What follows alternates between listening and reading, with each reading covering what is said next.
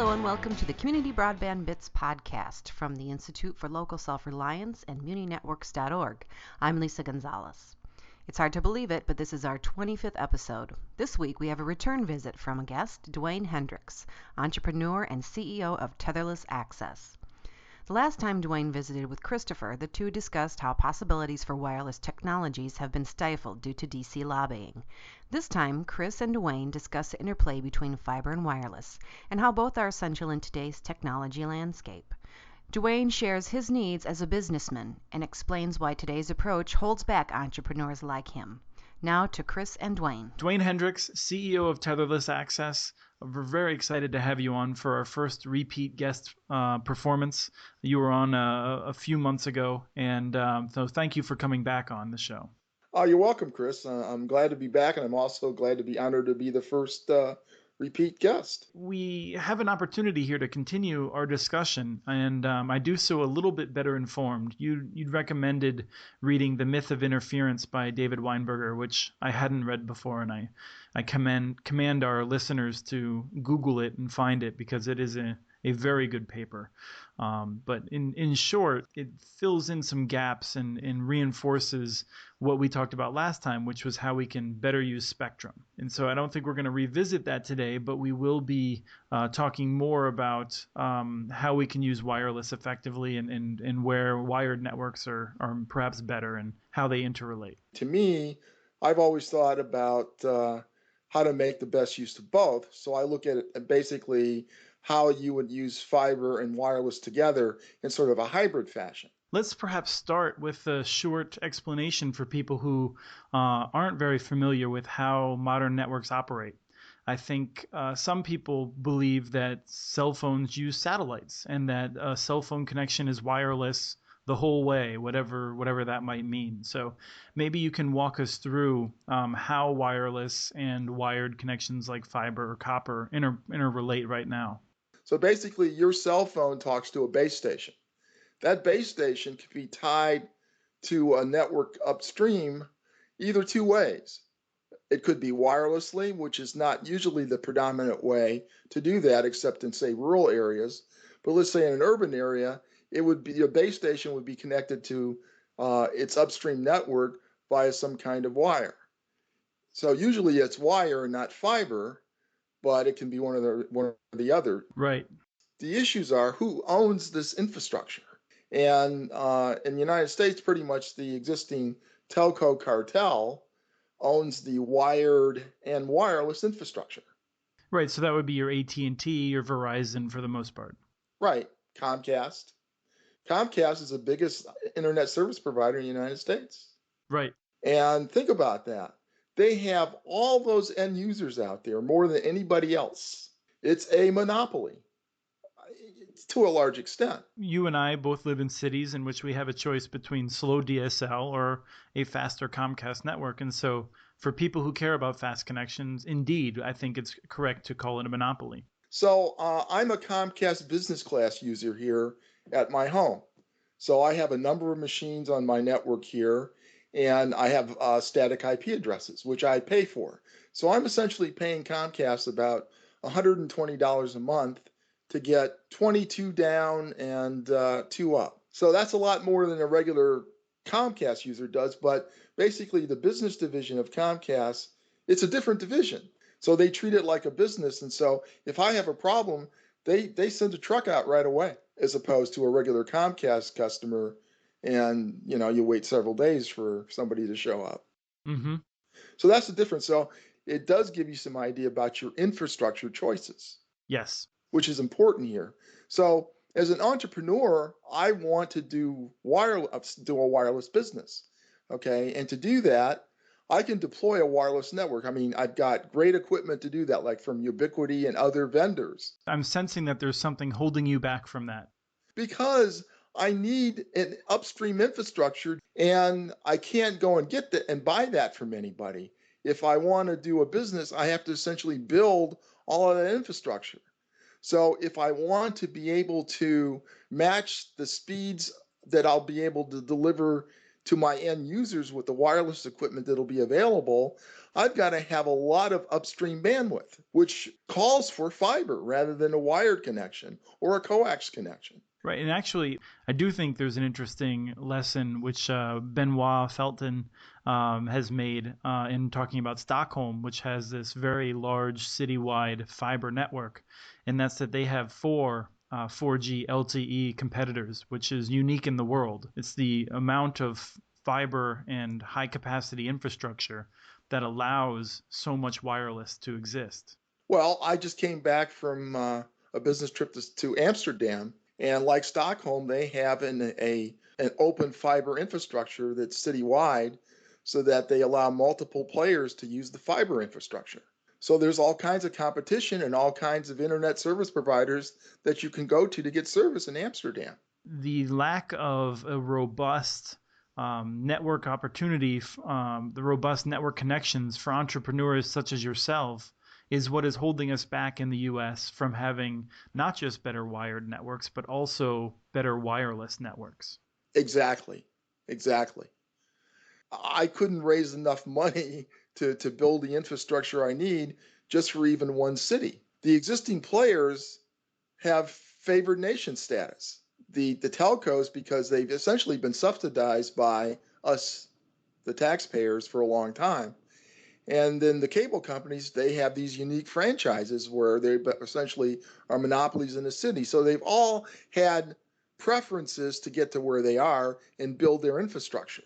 Right, although I would like to just clarify, and you can correct me if you've had a different experience, but in most cities, certainly over the last 20 years, and even before that, the video franchise was not an exclusive one.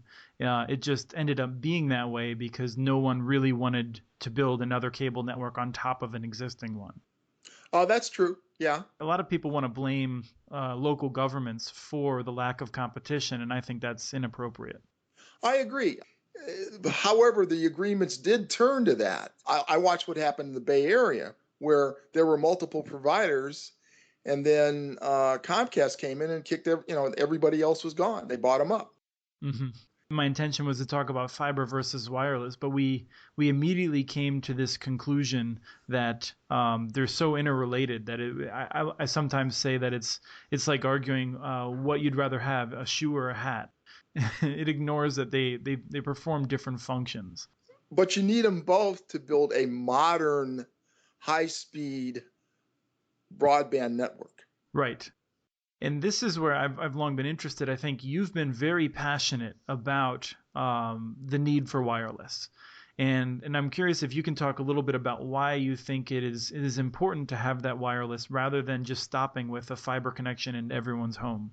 Because you're not home all the time. We're a mobile culture worldwide now. We're out on the hoof, and we want to have our internet wherever we go.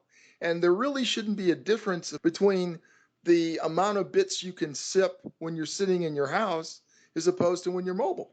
Absolutely. It makes sense to me. I mean, I would love to have that sort of arrangement. What's stopping us from having that? Well, it's that infrastructure thing again, and that, think about it. Early on, app developers had to say, well, if we're going to do an app over the the cellular network, it's slower, so we got to design the app to deal with this, this, and this. And so you had infrastructure kind of dependent apps. That's crazy. We infrastructure builders shouldn't make it difficult for app developers.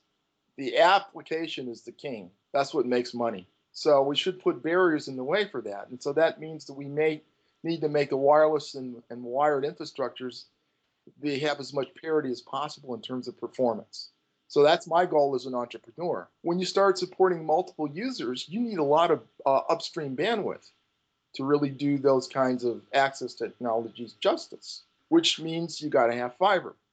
But given the way things are set up from a business standpoint in the United States, there's just no way. And that what we really need in municipalities is open fiber infrastructure that can support multiple players. What sort of fiber infrastructure how deep does it have to go? It doesn't have to go to every home. From my standpoint, I needed to go to, let's say, neighborhood peering points, because I would have the wireless technology to get to a peering point. Mm-hmm. If you look at the FCC's National Broadband Plan, broadband, that word broadband is mentioned throughout the whole plan, but not the internet, not the internet. And from my view of looking at things as an entrepreneur, I want to see lots of internets, because what an internet means to me is a competitive opportunity, and that it's a bunch of independently owned and operated networks. Right. So you're contrasting the idea of a sort of ecosystem of lots of different networks versus just a comparatively high-speed connection that may be offered to everybody by a single provider that makes all kinds of decisions about what applications can run and that sort of thing. Exactly. Like, for instance, Comcast, again, being the biggest ISP in the United States, there's two classes of users. There's their business users and their regular users. Their business users, they treat like a business, in that I can have as many machines on my network as possible. I can redistribute the service downstream however I want. I don't have any caps. You get the idea, like the regular residential user. Right. So they're making business decisions, and basically, I pay more for that privilege. There's nothing wrong with that. But then, for instance, I want to do IPv6 now today, and I just got off the phone with Comcast this morning saying, hey, what do I need to do when are you going to support V6? And they're saying, well, maybe sometime in mid 2013. I can't go to anybody else where I am right now that can give me V6. There are some cities that have something that I would think would be close, perhaps not throughout the entire city, but for instance, you could lease dark fiber from Palo Alto. And I'm curious if that would be an opportunity or what the barrier is there. No, I could in Palo Alto. Yeah, that's a possibility. And that would allow me to do for Palo Alto the kind of network I'm talking about. But that wouldn't get me very far in other places in the Bay Area. So there are some cities where it may be possible. I was curious if there was something that local governments were missing in terms of making sure that they would be open to the kind of network that you want to provide. Well, I don't think they're really aware, because that's why I brought up the FCC's broadband plan. You got to react to a vision. And to me, the vision that was presented in the broadband plan was not an internet vision. It was a carrier vision. It was like, we're going to provide these pipes, and these people will provide these pipes. That's the way the world should. So it imposed a structure on our thinking here in the United States about how networking should be done. In fact, it seems that perhaps all the analogies we use with electrification are perhaps too much of a straitjacket in terms of how we think about the internet. Yes, because the way I learned the internet was a bunch of independently owned and operated networks. And we use this common language called TCP/IP to talk to each other, in that we each run our own autonomous networks. And then we have these gateway routers, and we use the gateway routers to go to other autonomous networks. And we have peering rules that say, hey, I'll route all your packets to my network, and you route all my packets to your network, and I won't charge you for that, and you won't charge me for that. Right. So if we had that kind of thinking and vision, then if I had a citywide fiber network that was open that I could use, then I could make decisions about how I would structure my wireless access network, and then how I would use that resource, that fiber resource, to provide my backhaul. Right.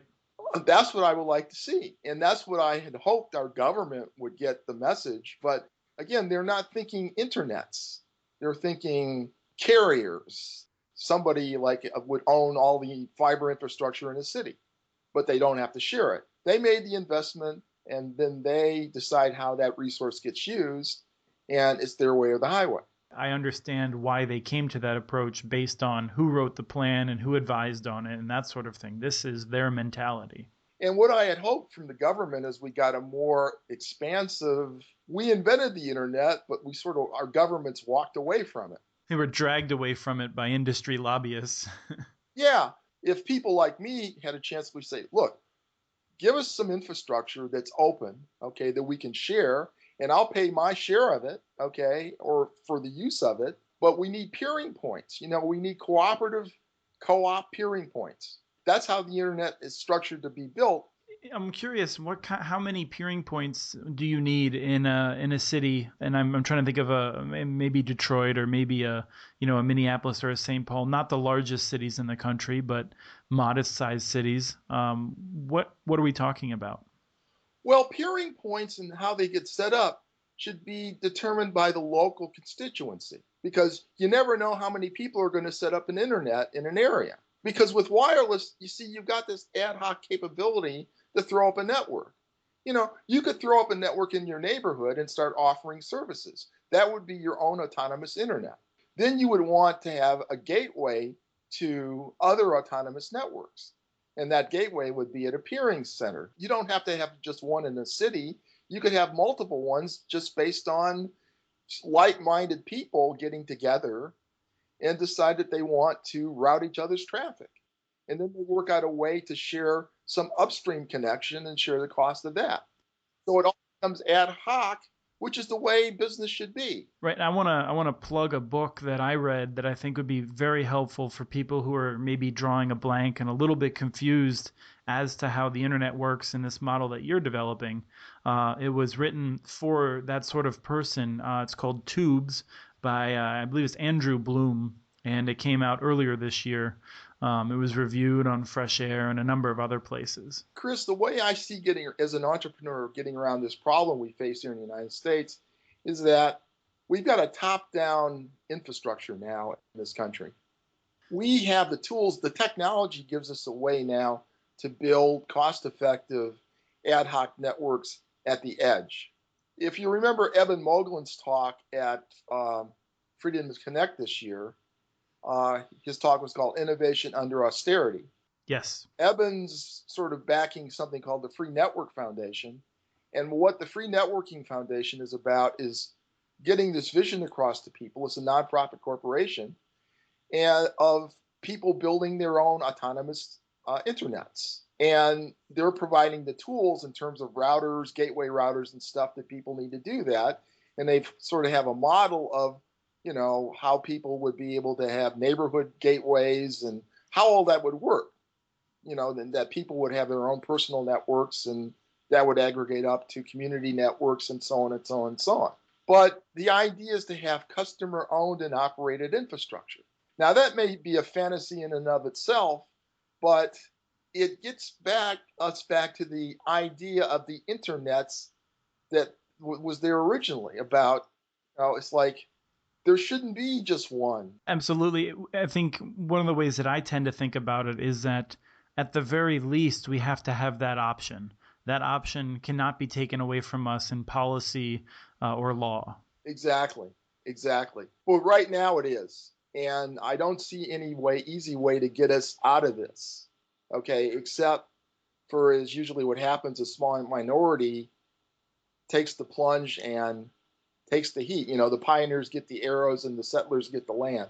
What seems like we need, and my question about Palo Alto and your response suggests that it's not just enough for one or two pilot communities, but you would need something that can more catch the attention of others in a larger area or a contiguous area. Is that fair? That's fair. And now is the time for me to comment about the Google Fiber experiment in Kansas City. Okay. Because I think that they made a big mistake from my perspective now, not theirs. I mean, they're essentially following the classic model. They're becoming like a Comcast in that city. Yes.